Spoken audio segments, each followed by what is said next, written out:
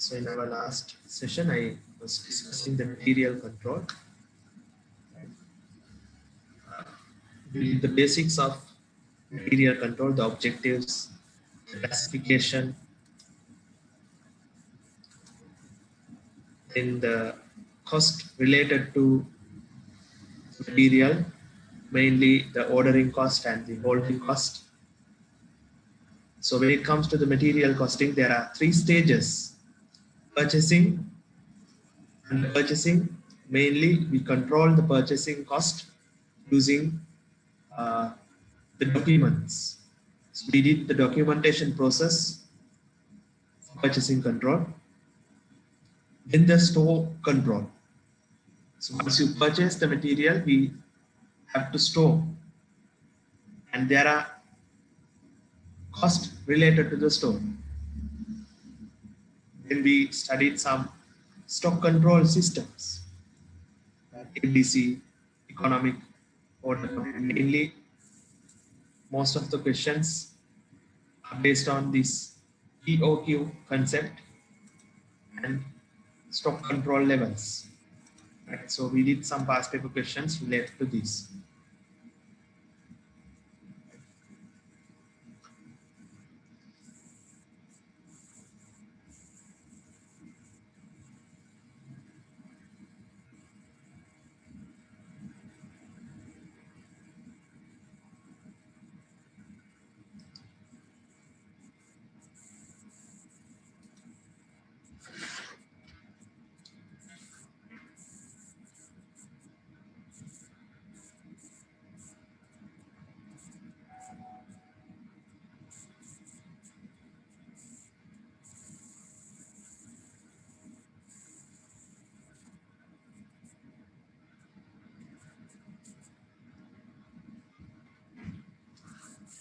Right?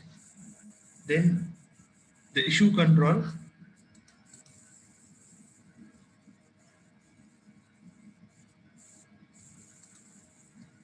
So in the issue control also we have mainly the pricing of issues, first in first out, and we did the weighted average costing method. So today we have to do labor cost. Labor cost. So this is also another important section, because when you look at the past papers, there are many questions from the labor costing. Right? So every year there is a question from the salaries and wages, right? Labor costing. So when it comes to the labor costing, there are some theory parts to do, right? Labor cost means the salaries that we pay to the employees. The salaries we pay to the employees are the labor cost, right? So there are different methods that we use in order to record the labor timing, because most of the businesses, most of the organizations, they pay the salary based on the time that they work. There are two methods of payment, paying salary. One is paying the salary based on the time that the employee work, based on the time. And the second method is based on the number of units that they produce. So that's how we calculate the labor cost, right? Methods of wage payment. We pay for the employees either based on the time that they work or based on the output that they give. right? So first thing is, if we are paying on time the employees, we need to have a control system for the timing. At what time the employees are coming to the organization, and what time they are leaving from the organization. There are methods to record the timing. Right? So there we learn the methods of recording. Right? There are two types, two methods. One is timekeeping, the one is time booking. Right? Timekeeping, we will have attendance register. Now in schools and all, we have the attendance register. Right? Time recording machine, fingerprint machine, cards with barcodes. So these are the timekeeping methods. Time booking methods are daily time cards, weekly time cards, job sheet. Let's say there is a work to be done. Mostly, I have seen job cost sheet or job card in uh, vehicle service centers. So let's say we are giving our vehicle for a repair. So the cost or the amount that they charge from the customer will be based on the number of hours or the time spent on that vehicle. So they give a job card.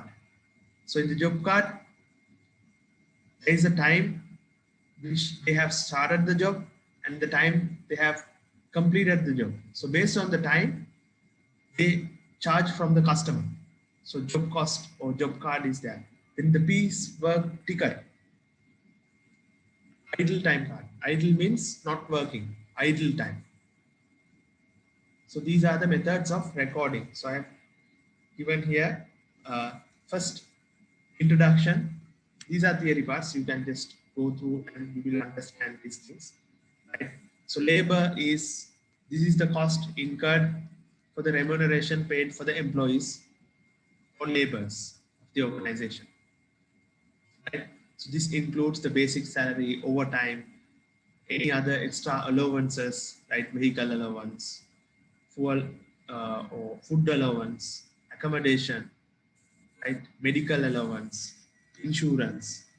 So company gives this salary. The question, what is the meaning of remuneration? Remuneration means the salaries. Remuneration means salaries, right? Then this part, this is very important.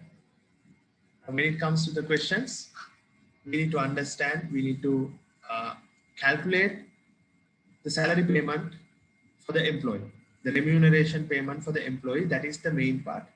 So questions will be based on this. We have the objective. Why accounting for labor? The objectives. Right? When it comes to the labor cost, in most of the companies, the main cost after the material cost, the main cost is labor. Right? If you are not managing the labor cost in a proper way, what will happen? And let's say you are not paying the labor on time, paying a lesser amount for the labor, paying a lesser salary. What will happen? Employees won't stay in your business. They don't stay in your organization, they will leave. So it's a cost. You train them to hire an employee, it's a big process. Right? Hiring an employee is a big process, right? There is a huge cost involved, and it is very difficult to find a good employee for an organization. So after hiring an employee, if you are not properly paying his salary and if you are not managing the cost, you can't pay a higher salary or you can't pay a lower salary. Both doesn't work. Therefore, it's very important. Now, let's say material, it's different. Right? Material cost, there is nothing big impact to the organization. But labor, there is a huge impact to the organization. Let's say there is a very good employee, a trustworthy, hardworking manager, or even a cashier. If we leave the organization, that will affect the entire system of the company. Right? So that is why it's very important or very crucial in order to manage the labor cost. Right? Managing labor cost is very important. Right? So objective of accounting for labor, determining or calculating the labor cost of the production, reporting the labor cost for planning and controlling, and reporting the labor cost for decision making. So these are the objectives.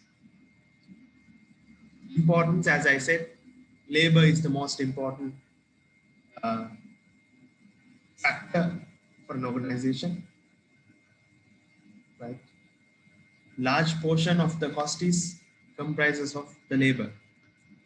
If you take many organization, the highest amount of money or highest amount is spent on the labor. Right? Labor remuneration means it is the salary, as I said earlier, remuneration.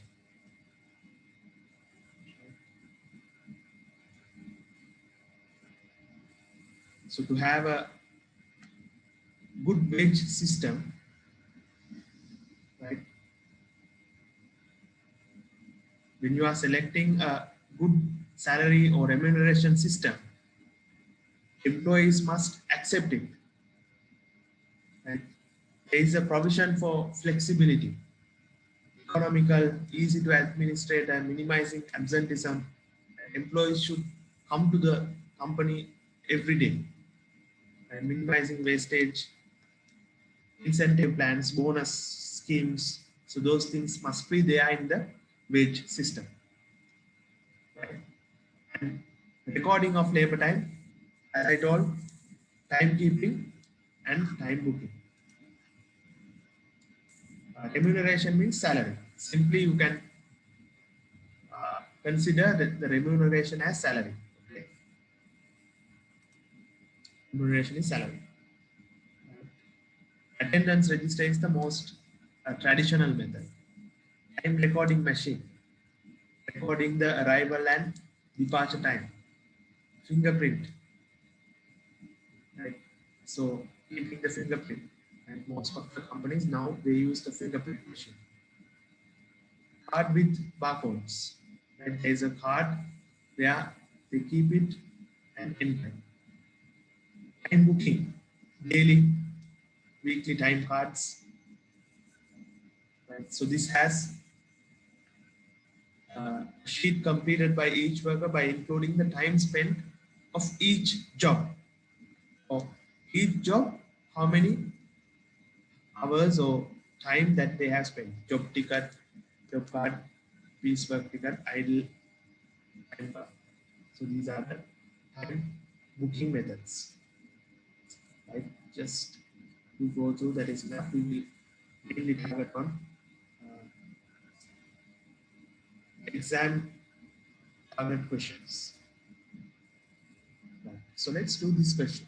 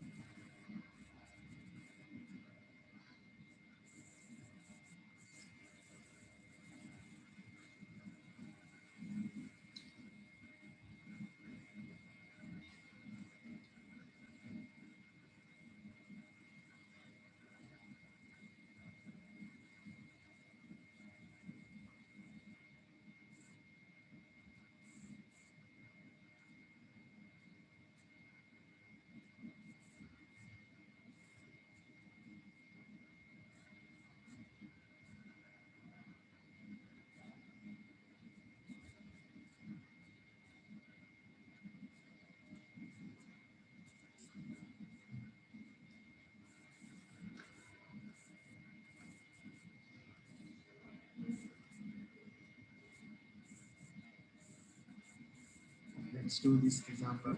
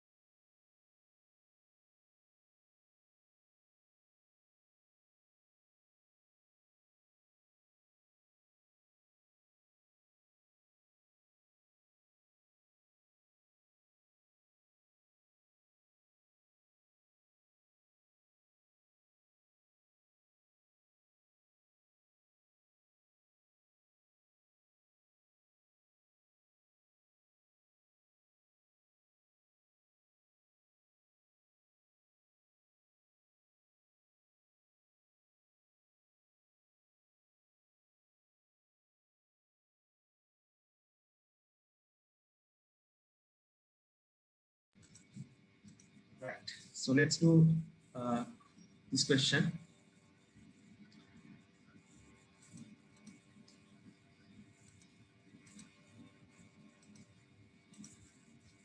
Following information relevant for the calculation of wages of Nisha Bookshop. Maximum working number of days for a month are 20 days, 8 hours per day. Starts from 8 a.m. to 4 p.m. 1.5 times per hourly rate is paid for any worker who works on Saturday and Sundays. So this is practical. Even if you are going to work in an organization, this is how the wage system works. You know, most of the uh, restaurants, even supermarkets and all, they work from 7 a.m. to, you know, night 11 o'clock, right? So normally a person can work 8 to 9 hours. Right? So if anybody is working more than that, they sometimes they work on Boya days, Saturday, Sunday, 365 days the office is open. So you might think, oh, we have to work all 365 days? If you are ready, you can work. If you work, the company will pay more. 1.5 times. Sometimes I know some companies, if you work in, I have worked in uh, some organization, international organization, they work uh, even poor days or any other merchant because we don't get Sri Lankan holidays. We don't get poor holidays.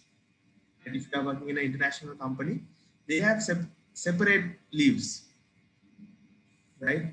So you have to come, you have to go to work on poor days. If you work on poor days, the salary will be double, 2 times. Let's say your normal salary is 30,000, right? If your normal salary is 30,000 for 30 days, right? 30 days, 30,000. So per day it's 1,000. So if you are working in poor day, they give you 2,000 per day. And if you are working in Saturday or Sunday, same. You get extra. So people used to work more than the time they have time given to them because of getting this additional payment. So maximum here, Nisha Bookshop, maximum working number of days for a month are 20 days, 8 hours per day. So 8 hours into 20, 160 hours only maximum working day. Starts from 8 a.m. to 4 p.m. 1.5 times per hourly rate is paid for any worker who works on Saturday and Sundays. Cost of living per month. Cost of living per month for worker is 2,000. So the company pays cost of living benefit.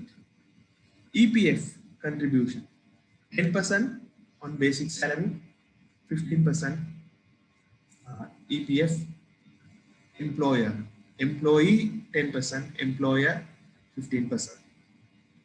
There are 3 employees, monthly basic salary, number of days 20, 20, 18, weekend work, number of hours 10 and 50.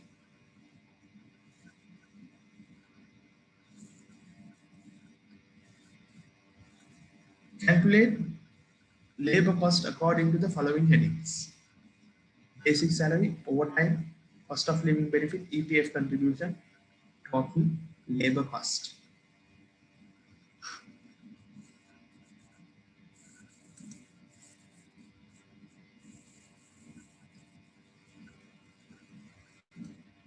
There are some questions. Yes. Right. What is the difference between employer and employee?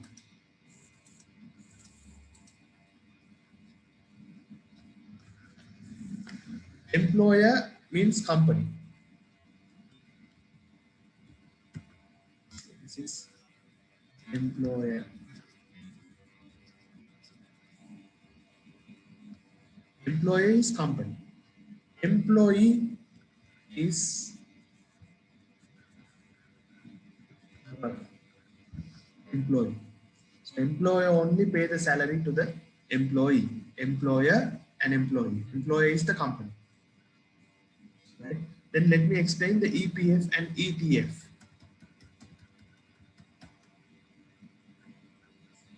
So what is EPF?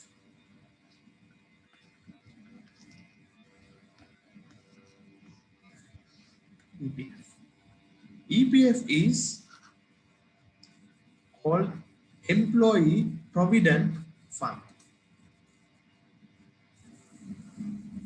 There is a question, can employer be the owner? Yes, employer means the business, the company. It can be the, we don't, owner and the business is separate. So employer is the business, right? So EPF is called Employee Provident Fund. Employee Provident Fund.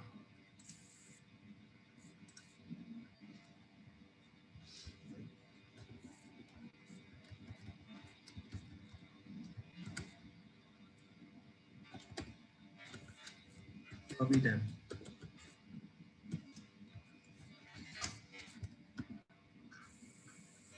Right.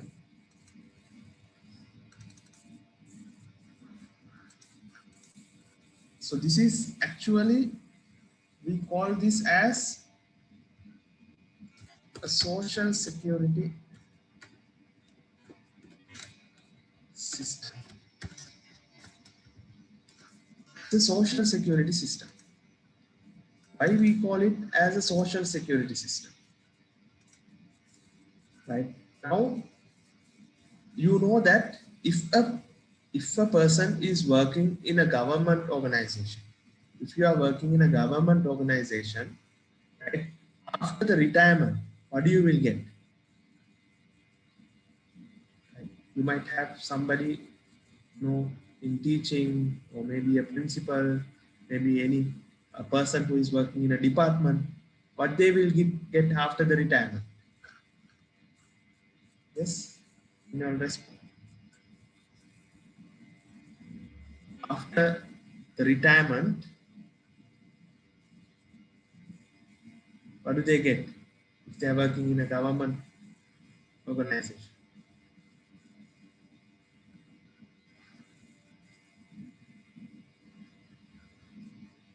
They get pension. Yes, they get pension. But private organization, do they have pension? Private organization, they don't have pension schemes. Right? So what is the importance of this pension?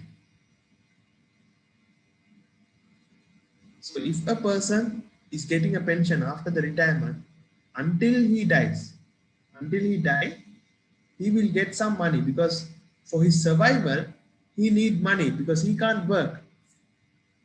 Right? All his entire life that he has given to an organization.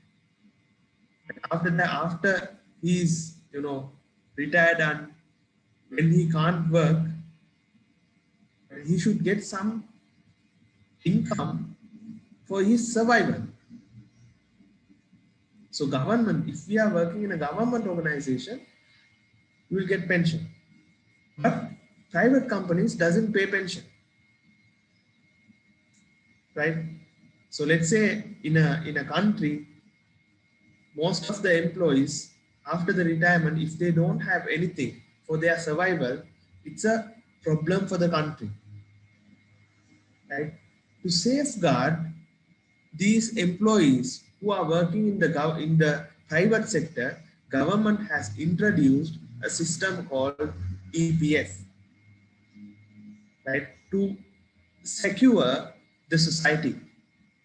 That is why we call it, this is a social security system, securing the society. So what happens in this EPF is, every month the employer have to contribute some amount to this fund. This is a fund, right? EPF fund.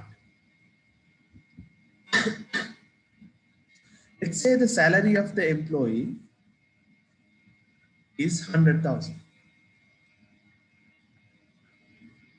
Employee salary is 100,000. Right?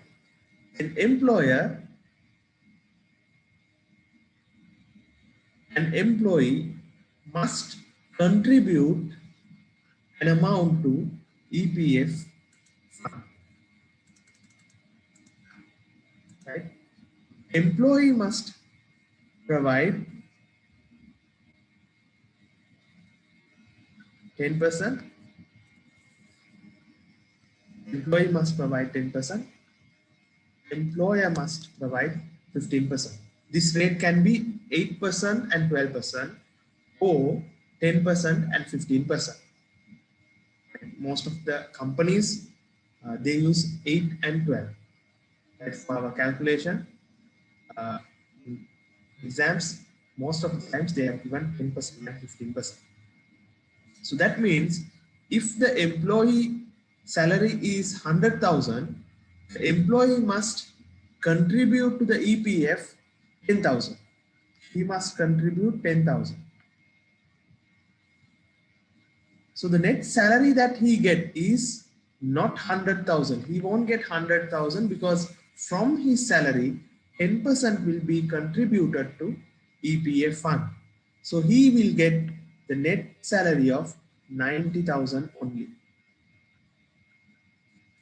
He will get only 90,000 because from the salary, he contribute to the EPF. And the employer, other than the salary payment, they have to contribute 15,000 to the EPF fund. 10,000 by the employee, 15,000 by the employer. So total, there will be 25,000 saving. There will be 25,000 saving in the fund. So every month, 25,000 will be credited to the EPF fund. Right? EPF is out of the business. Yes, it's in the central bank. Right? So 25,000. Let's say an employee works for 5 years.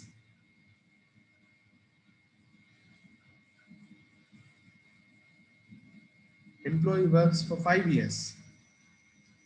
25,000 into 60, 1.5 million will be credited to the EPF fund. So that will have interest and other additional payments. So you get a lump sum of amount after the retirement. Even a person deposit that in a bank, he can get an interest for that. Right? So that's EPF.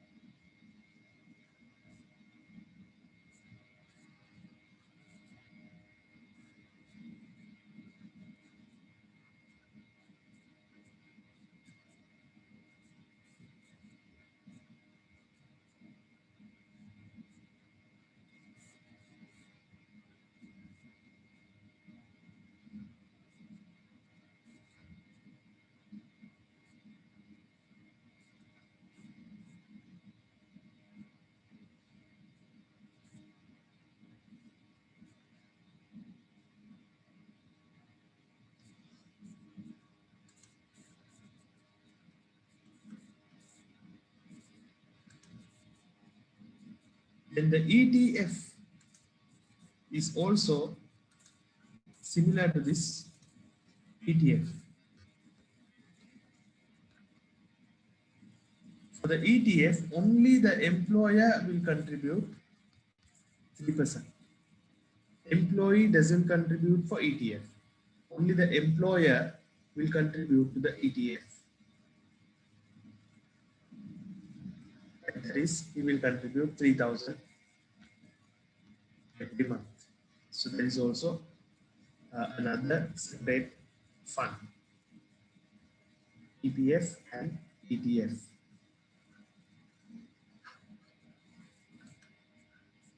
Right. So let's move to this.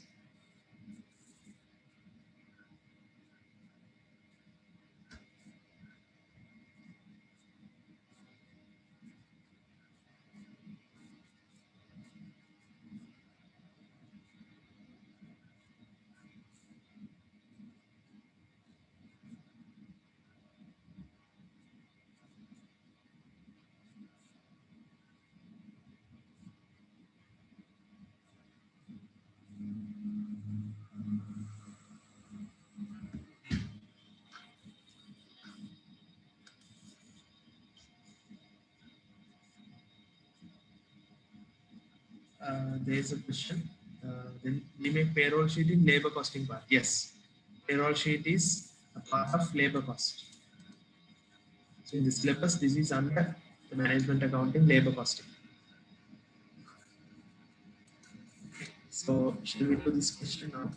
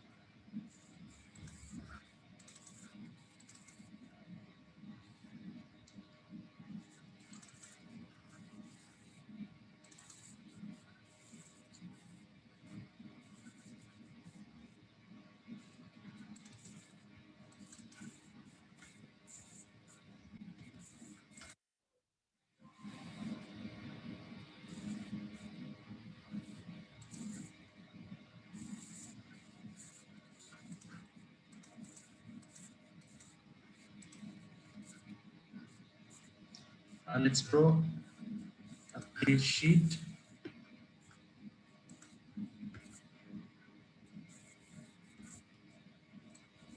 Employee number,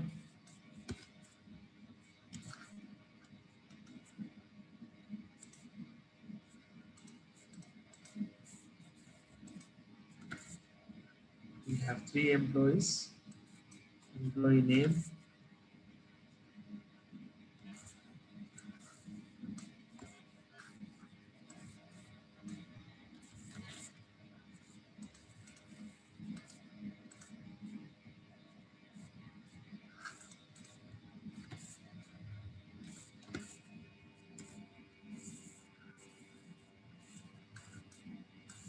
basic salary,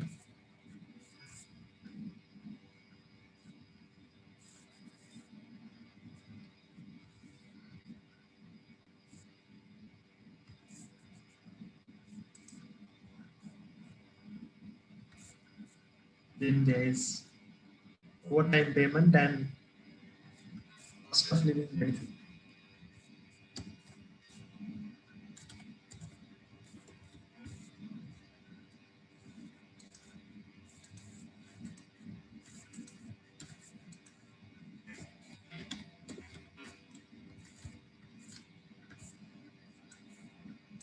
Those are additions.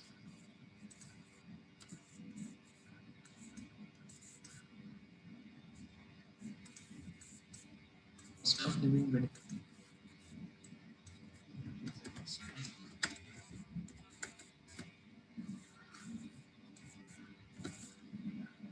Then we will get the gross salary. After that, there is a deduction of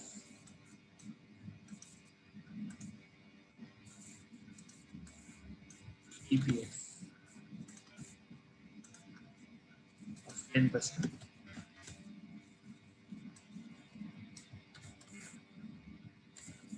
In the next salary,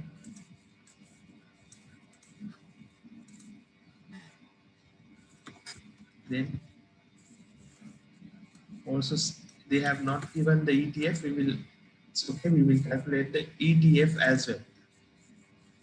And ETF normally 3%. That won't change. Can you all draw this?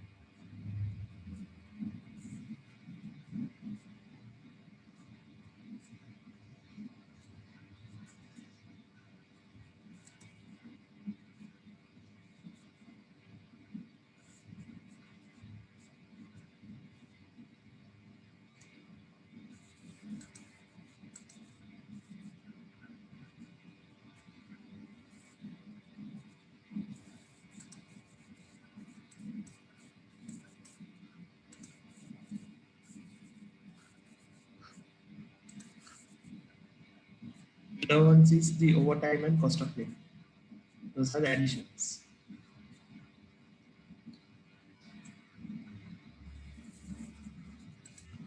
So shall we start? 3 employees, Kubudu, Sumudu, and Kubudu. So actually this question is from the teacher's side, right?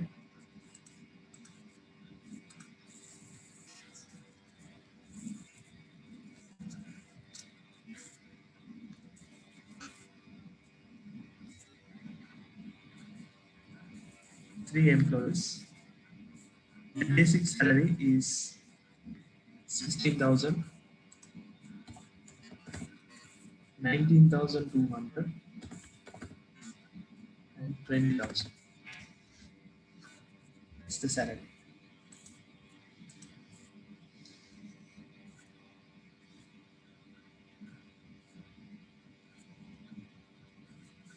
Cost of living is given per month for a worker is 2,000. So all the employees will get 2,000 as cost of living.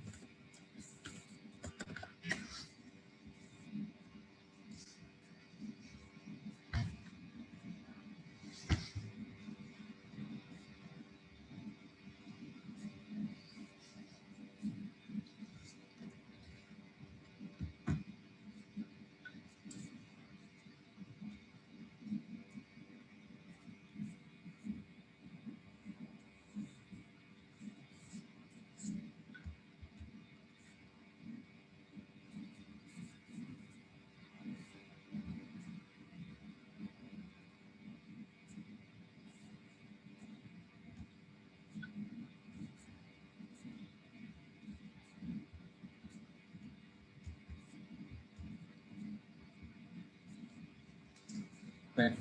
Now let's calculate the overtime. Overtime means extra.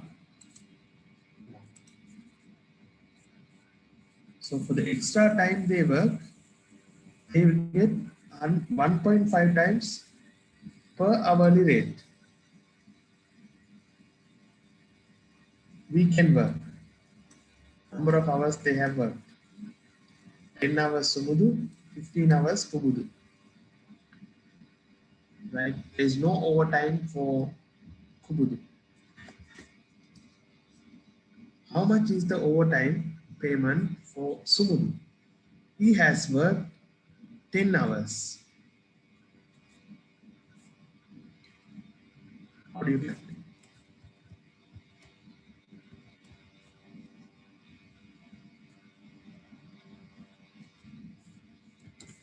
You can calculate hourly rate for each employee. What is the hourly rate for each employee? How do you calculate?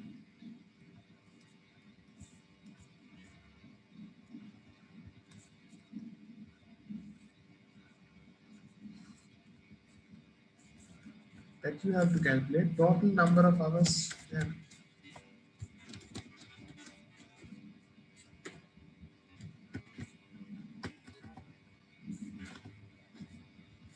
An employee must work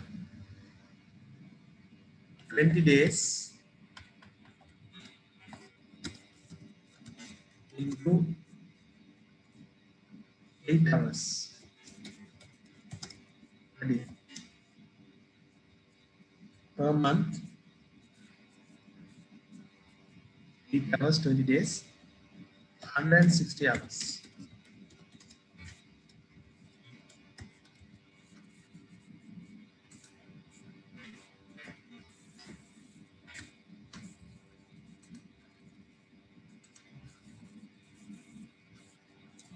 A month.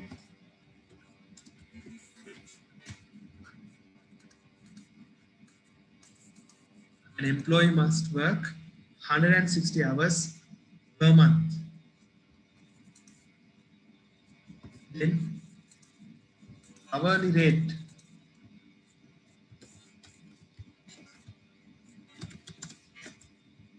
How do you calculate hourly rate? basic salary divided by 160 hours.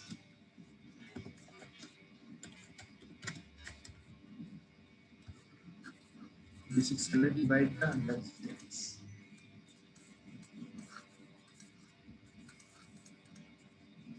That's how you calculate hourly rate. So if you calculate for Sumudu,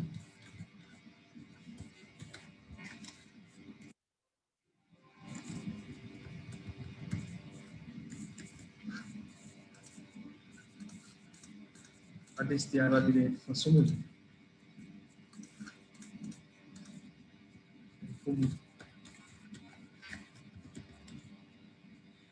Basic salary is 19,200 for Sumudu, 160 hours.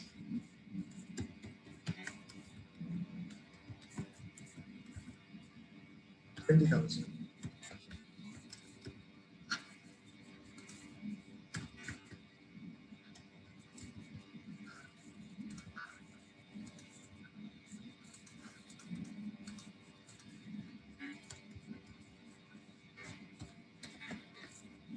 120 rupees per hour.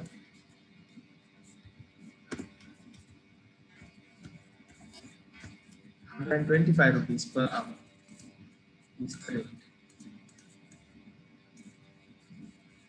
Hourly rate.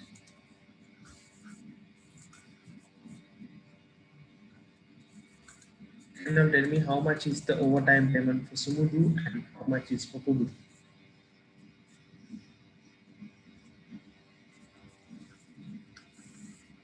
What do you do?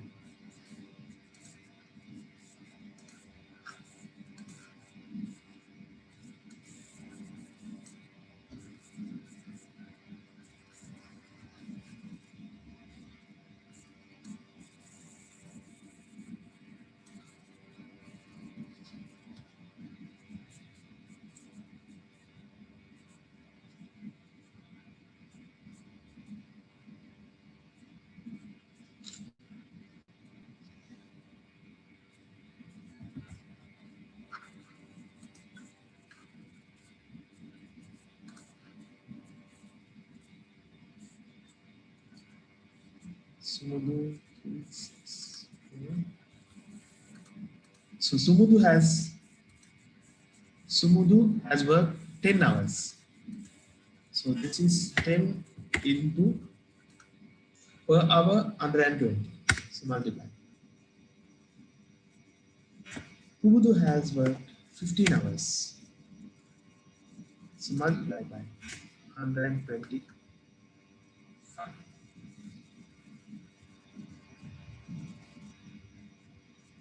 into what? Is it correct?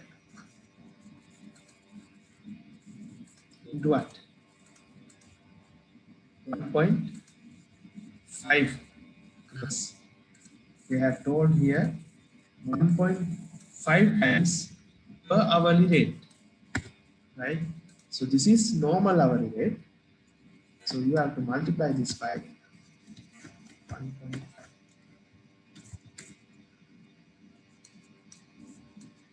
1.5 is the rate. This is the rate, hourly rate for overtime. Hourly rate for overtime. So how you calculate 10 into 180, 15 into 187.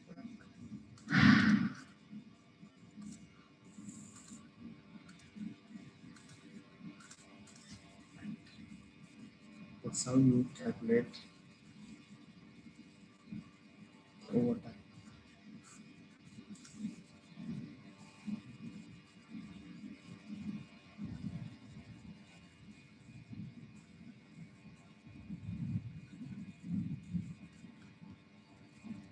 Yes, you have to find these values.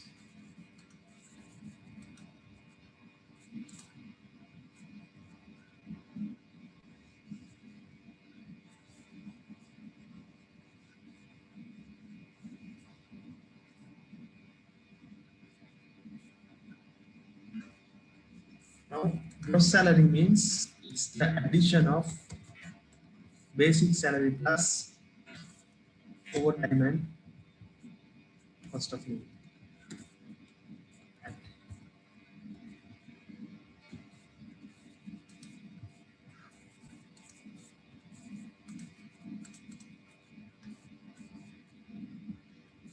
Then EPF. EPF, they have told that 10% on basic salary, 15% on basic salary. So on basic salary, it's 10%.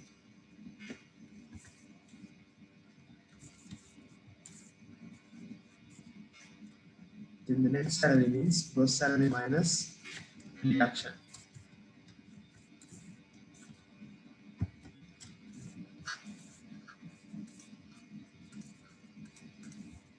EPF also from the basic salary, it's 15%.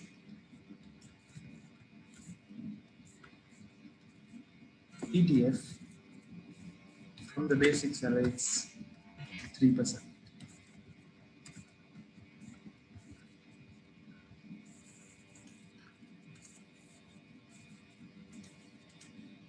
Then calculate the total.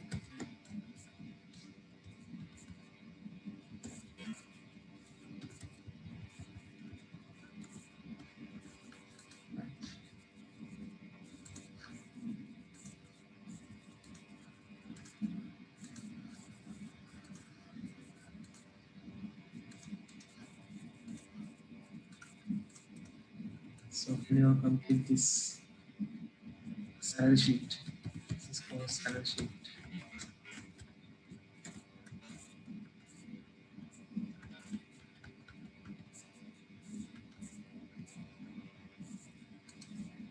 Isha Bookshop.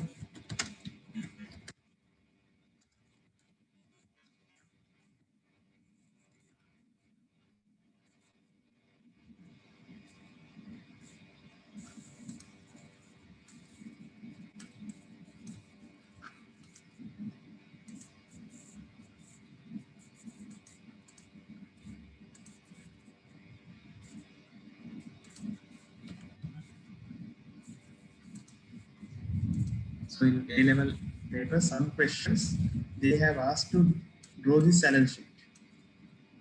In some questions, they ask only the ledger accounts or the journal entries. In some questions, they might ask only the uh, financial statement, draft financial statements.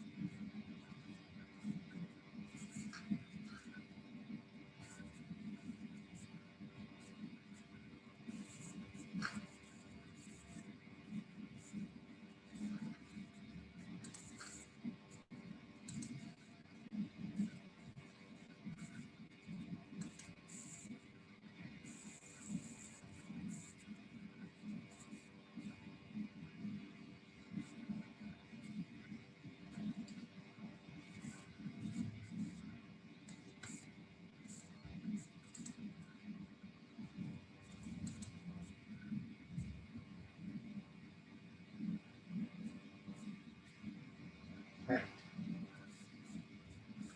This is example one.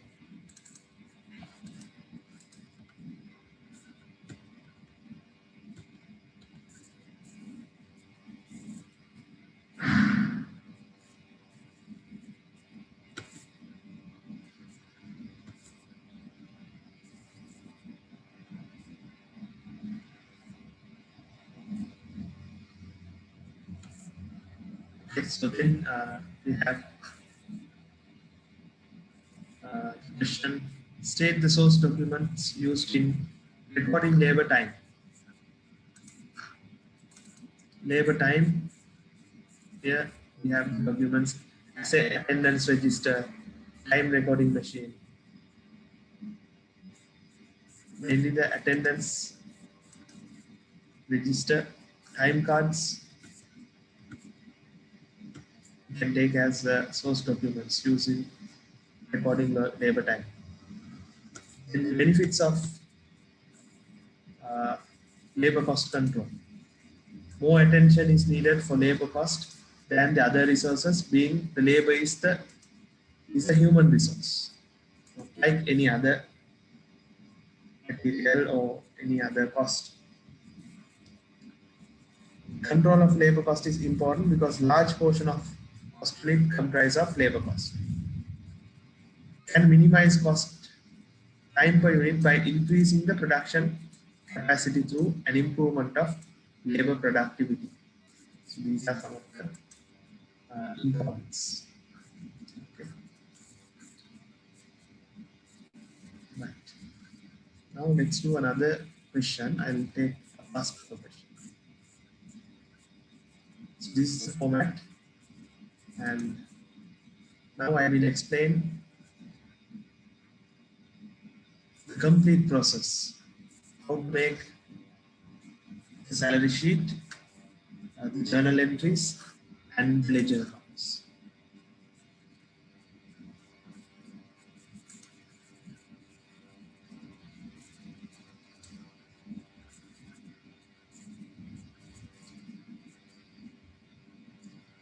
There's a question: what's the difference between timekeeping and time booking? Timekeeping means it shows the arrival and departure time. Timekeeping, arrival and departure time. Time booking means it records the time spent for a job. How many hours you spend to complete one particular job. Say that, as I said, vehicle service. For one vehicle service, how many hours the labor has taken? 2 hours, 3 hours. It's related to the product. Timekeeping means it's only recording the arrival and departure time. That's the difference between timekeeping and time booking.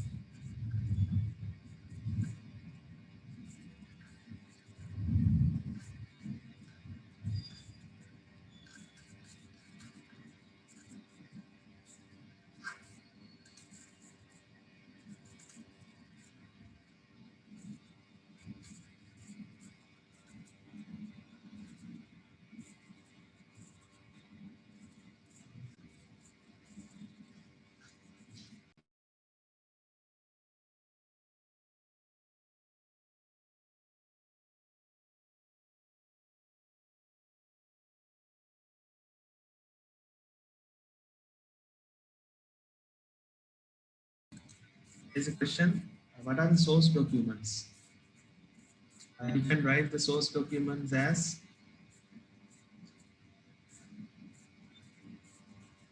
this: attendance register.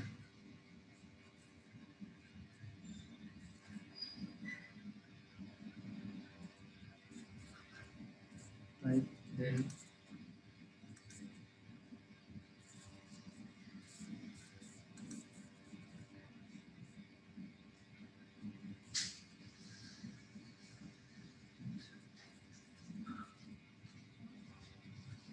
time cards, job tickets. These are the documents.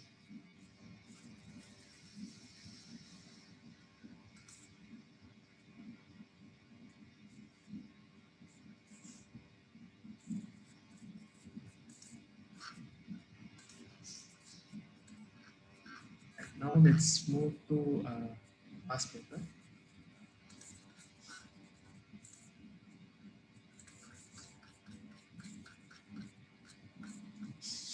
So in labor costing, it's mainly if If you understand the complete process, then it's easy.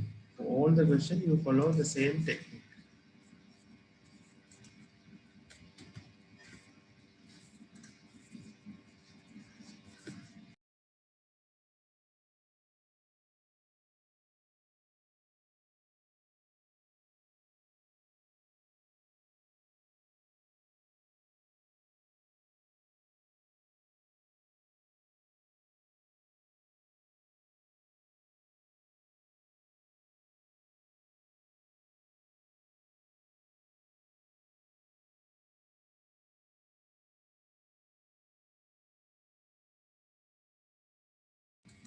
So here we have some questions.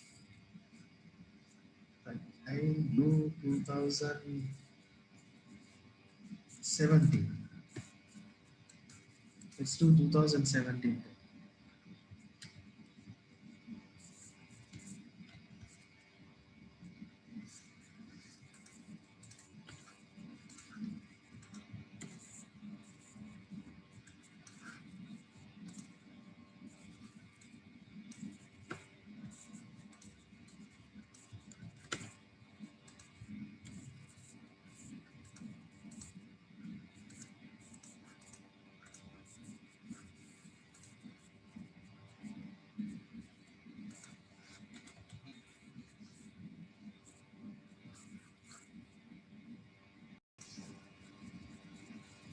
2017 A level.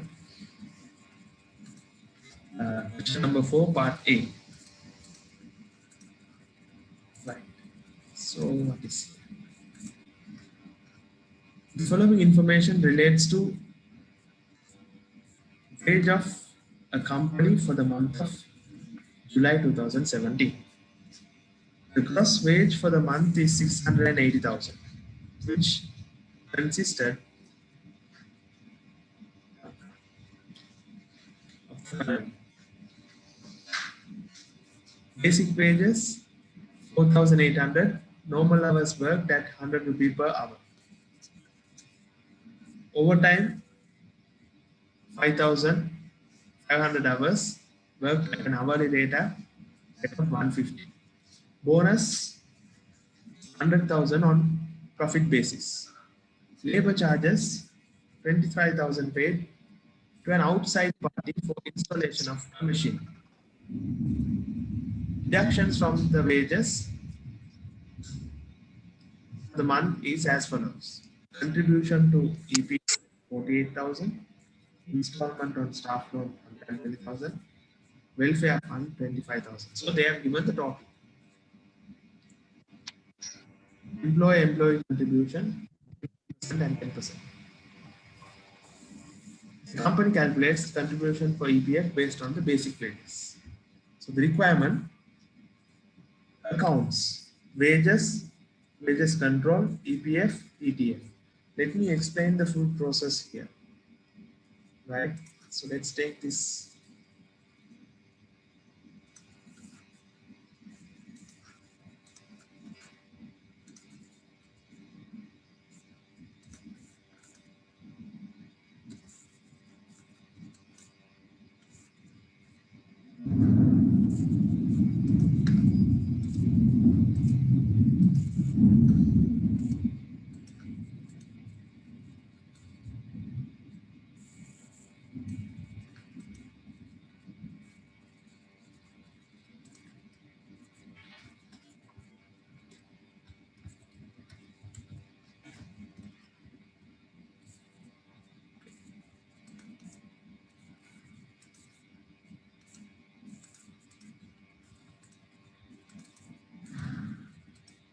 So we have gross salary,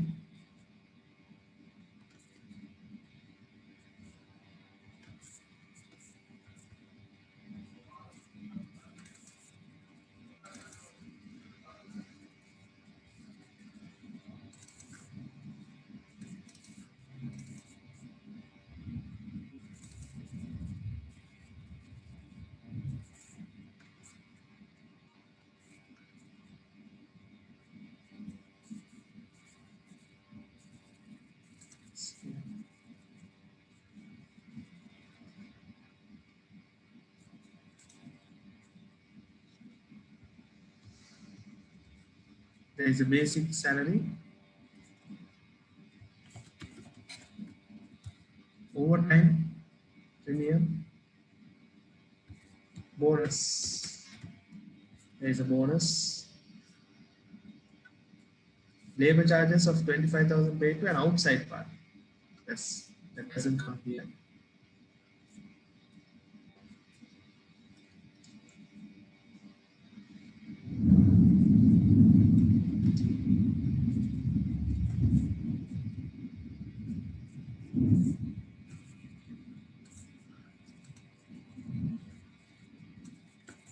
In the deductions, installation of staff room, employee welfare fund.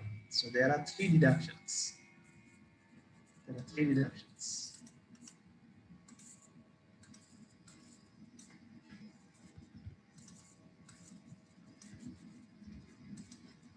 EPF 10%,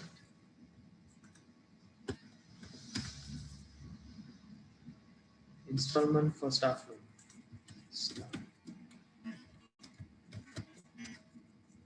and welfare.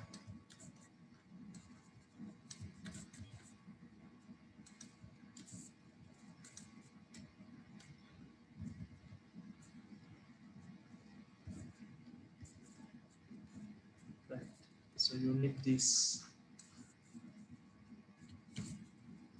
things.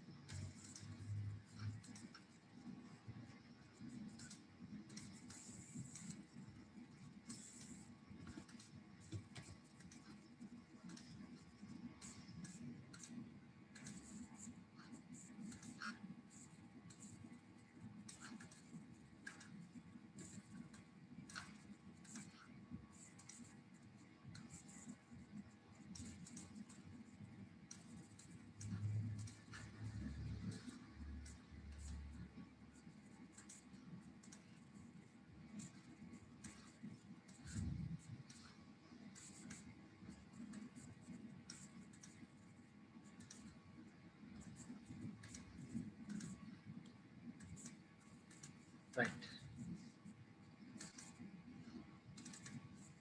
So you can draw this basic wages,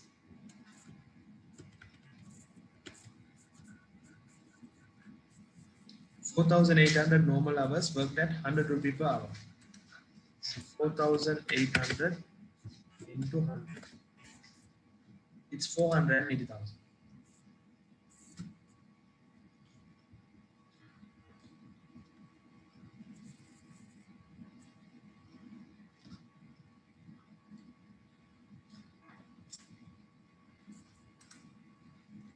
Overtime, 500 hours, 150 rupees. A bonus of 100,000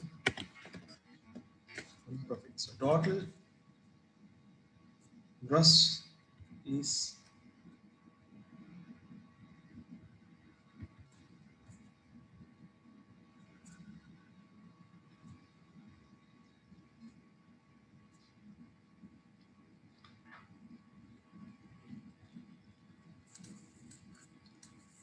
655 plus 25 is 680. 25,000 paid for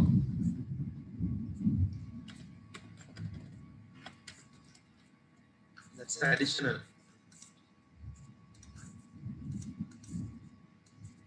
That doesn't come to the salary sheet.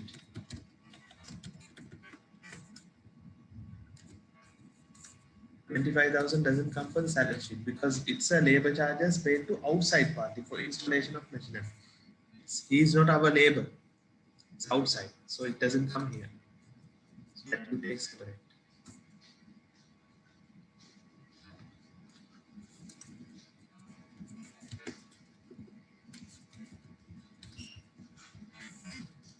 $655 is the gross salary. .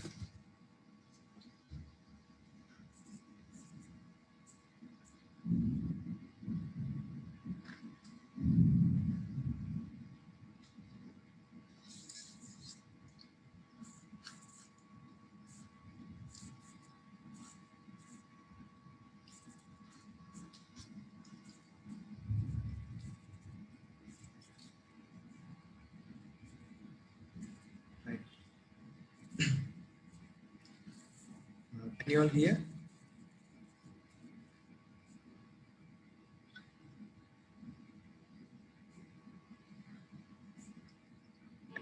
So if you can't hear, just check your mic, check your speaker, or just log out and join back. Then the EPF contribution to EPF 48,000. Installment for staff loan 120,000. Welfare fund is 25,000. Net salary means gross salary minus all the deductions. 462. EBF, this is 15%, and ETF is 3%. They have not asked the ETF, but anyway, I will write it. 15% from the based on the basic wages into 0.15. Basic wages into 0.03. Right. So first you write down this entire salary sheet total balances.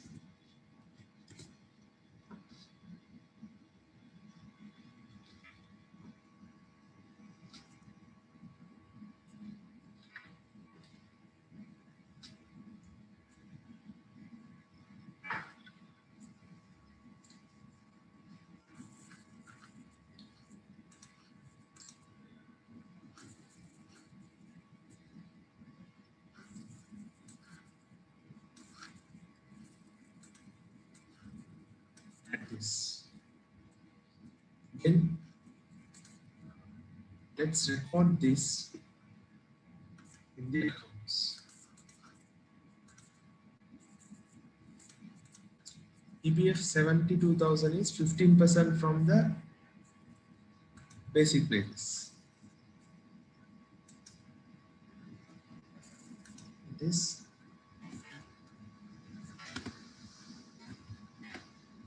480,000 into 15%. This is 480,000 into 3%.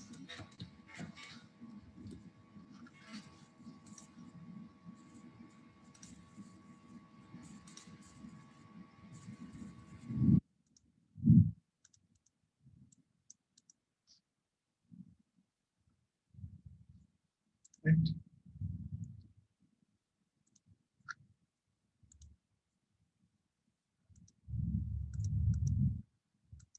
48,000 is 480,000 into 10%.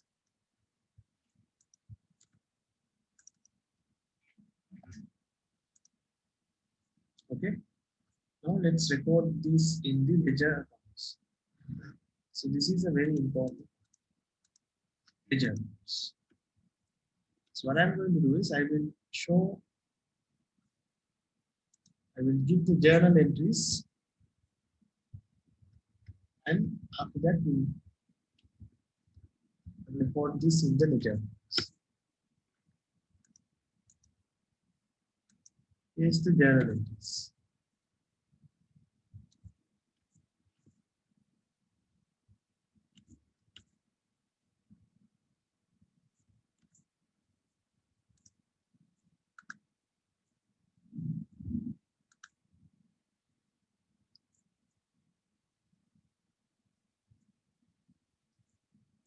So there are 4 entries. Like one by one, I will explain. There are 4 entries related to the salaries and wages. Number 1 is gross salary. Number 2 is deductions from salary. Number 3 is employer EPF contribution. Number 4 is employer ETF contribution. Now let's draw the ledger accounts to record these transactions. Right. So we need a salary control account, salary expense,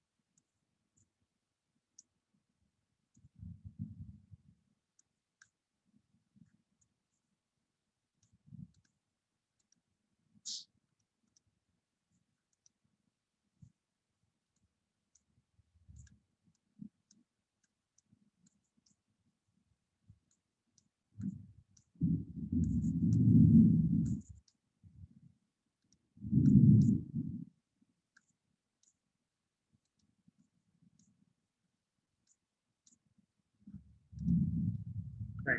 So draw a salary control account, salary expense account, EPF expense account, ETF expense account, and the staff loan account,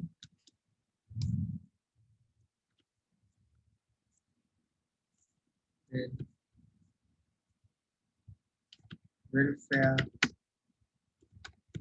fund account,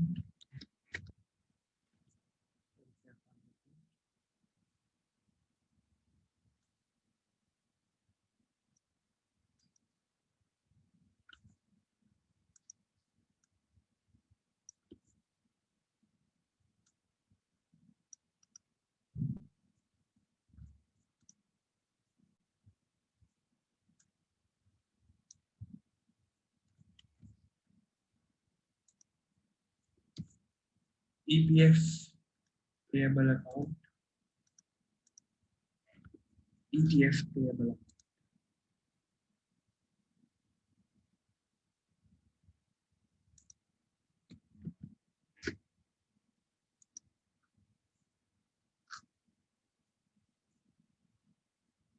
So these are the ledger.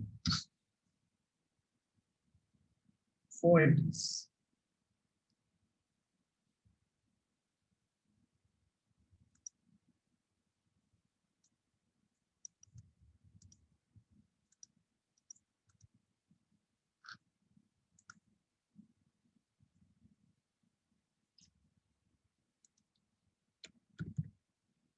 Provision for EPF and ETF means it's payable. Yes.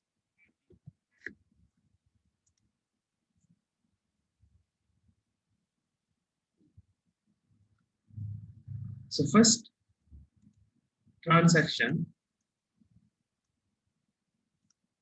is the gross salary. Second transaction is deductions. Third transaction is employer EPF. Fourth transaction is employer ETF.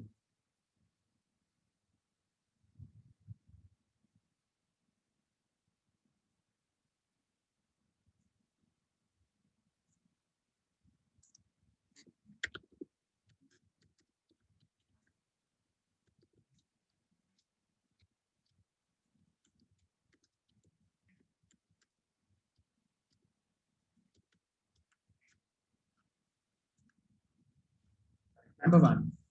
So salary expense, gross salary.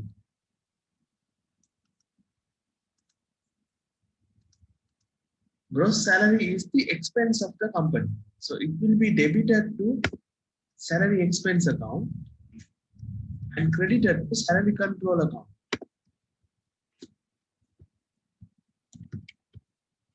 That is the salary expense. Salary control.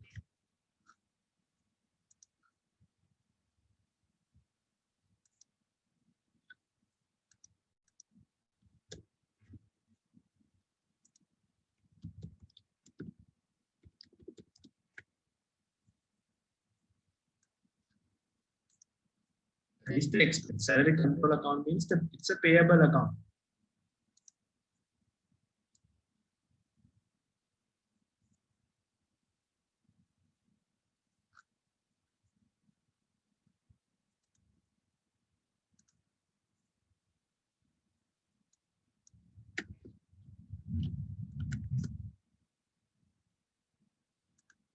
Right? That's number one. Control account credit. Expense account debit. So that's the total salary payable to the employee. Second step, deductions from the salary. Now we deduct EPF 48,000 from the employee. Now this is the total amount payable to the employee. But we don't pay this total amount. We will deduct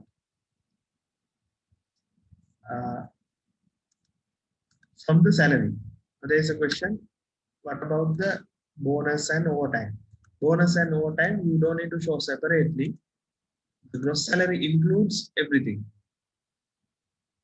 Gross salary includes basic plus overtime plus bonus. So you don't need to go in separate. So second step, deductions. So there are three deductions. 48,000 EPF, 120,000 staff loan recovery, 25,000 welfare. So debit the control account and you have to credit the relevant account. 48,000 staff EPF payable, EPF fund, staff loan credit, welfare fund credit. Salary control. 48,000. EPF payable.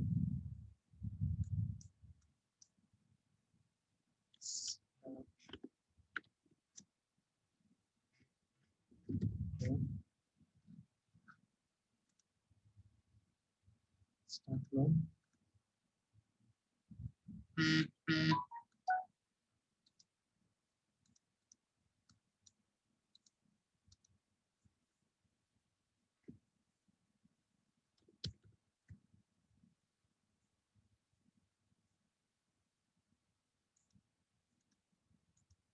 And welfare.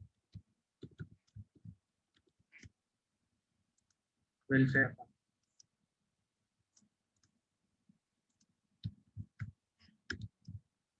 Staff loan, 100,000. Welfare fund, 25,000. So that's the second step, deductions. Control account debit, relevant other accounts. Staff loan is an asset account. When the company gives a loan to the employee, it is an asset to the company. So every year, every month, that will be recovered.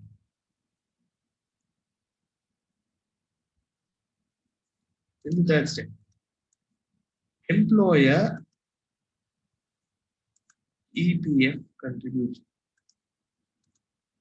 So that is an additional expense.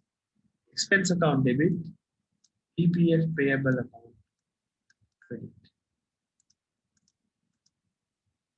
EPF, which is 72,000.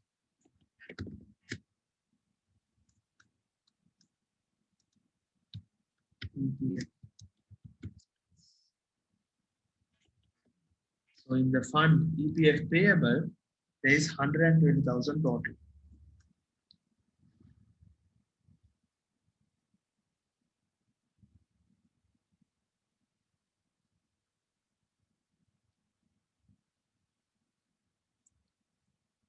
In the ETF contribution, it is an additional payment,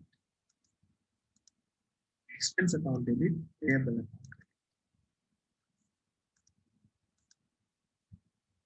ETF 40 million.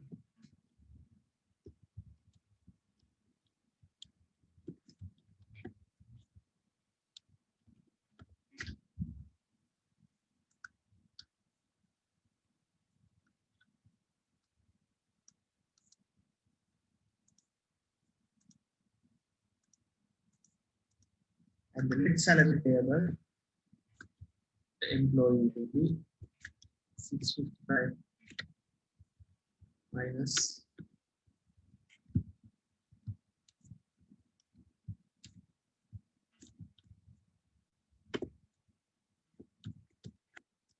deductions 462, 462. That's balance.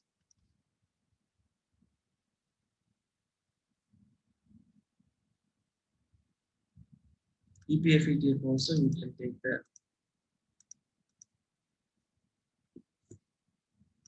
closing balance.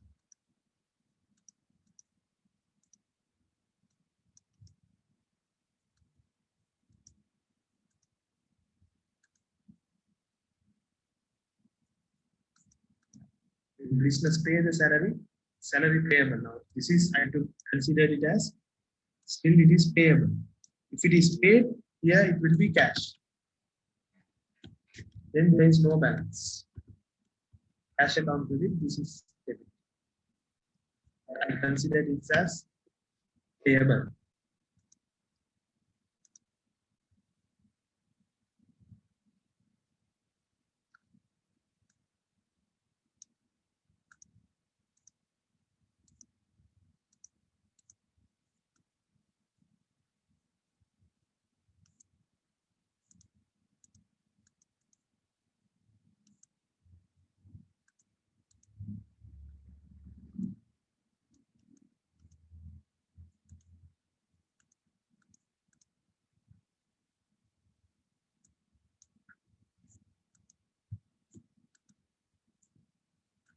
And you can balance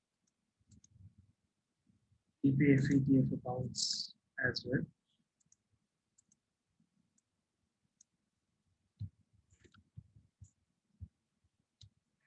These are liability accounts.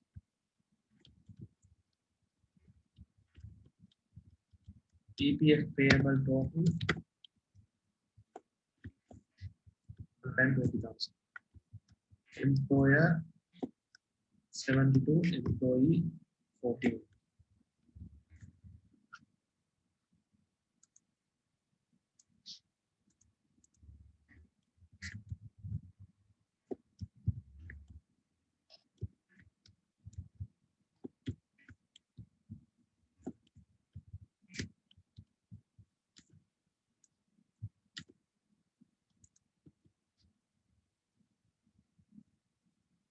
EPF 120, ETF 14.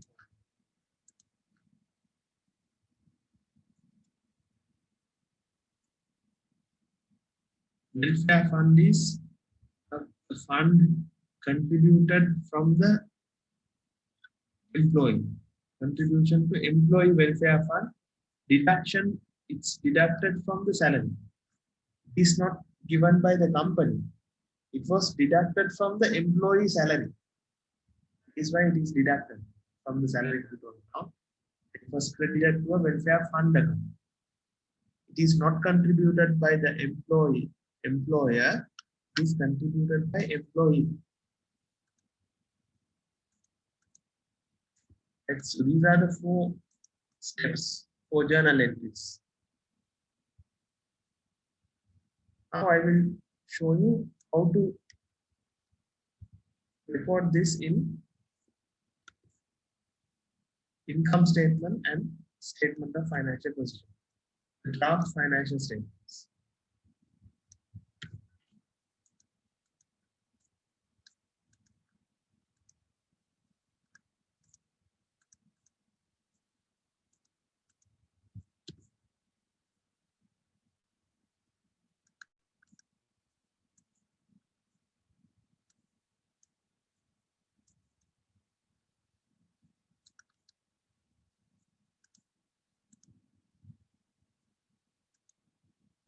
This is draft financial statement.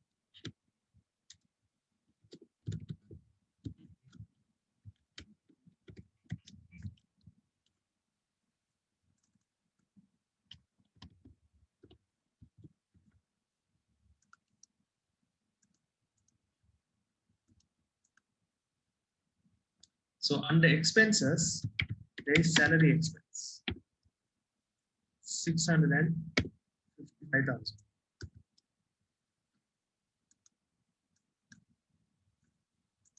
EPF expense. I'm taking all the main amounts and ETF expense. So you can see the employer is paying other than the salary, employer is giving 72,000 and 14,400 as EPF and ETF. Right? So these are the amounts which comes for the income statement. Administration expense, salary expense, EPF expense, ETF expense. In some questions they ask this. Even in company final accounts, you need to find these values. Then under liabilities, you can have the salary payable if it is not paid, 462,000. If it is not paid, it will come to the statement of financial position. Then EPF payable, 120,000. ETF payable,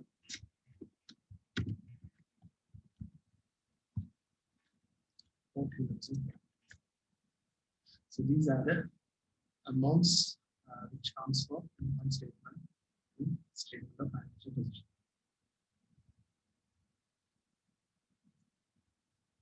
So this is the process that we need to understand.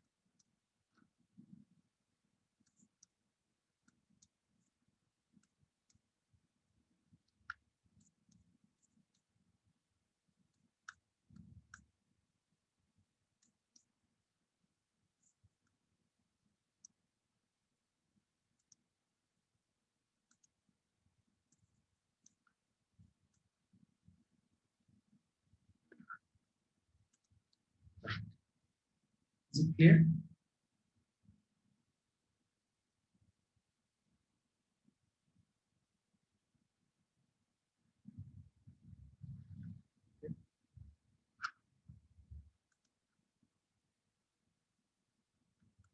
Is it clear to everyone? The mainly salary sheet, how we prepare the salary sheet. Then the journal entries. Remember the 4 double entries: gross salary, deductions, employer EPF, employer ETF. Double entries. Using the double entry, we prepare the ledger accounts. Through that, we take into the statement of financial position and the income statement.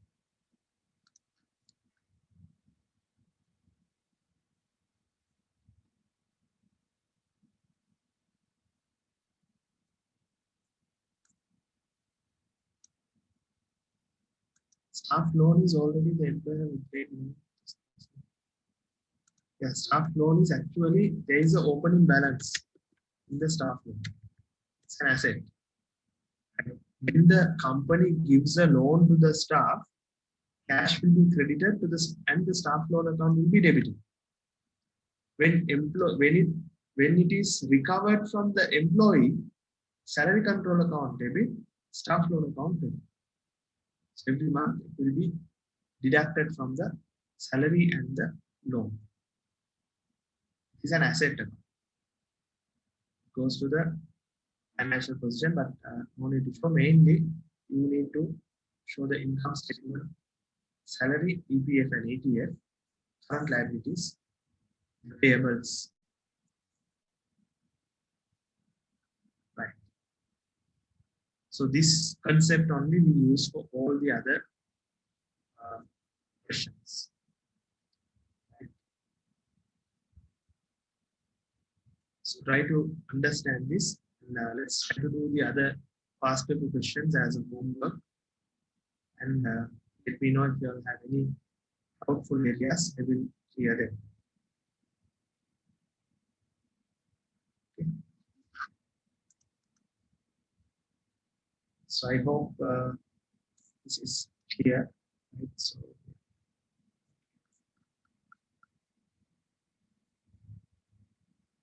So we will conclude from this, and on Sunday we have the other part. We keep the salary control account is the main thing. Labor costing. This is only we keep.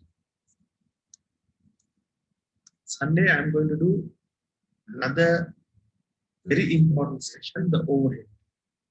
Overhead absorption, right? Overhead calculation. Now when it comes to overheads,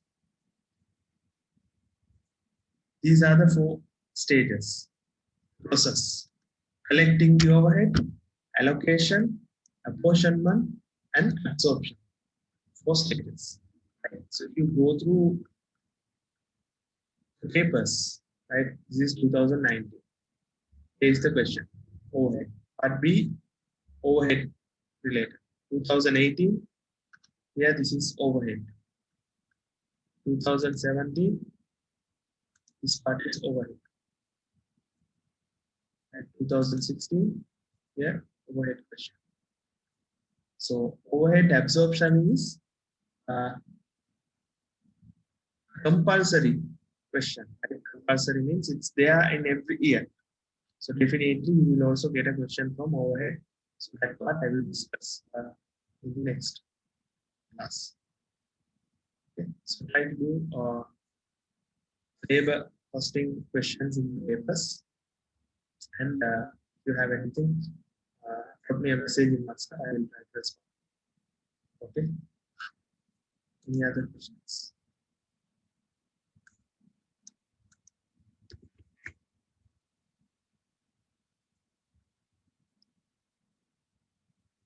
Right. So we'll conclude from this. See you in the next session. Okay. Take care and have a nice day. If there's anything, send me a message.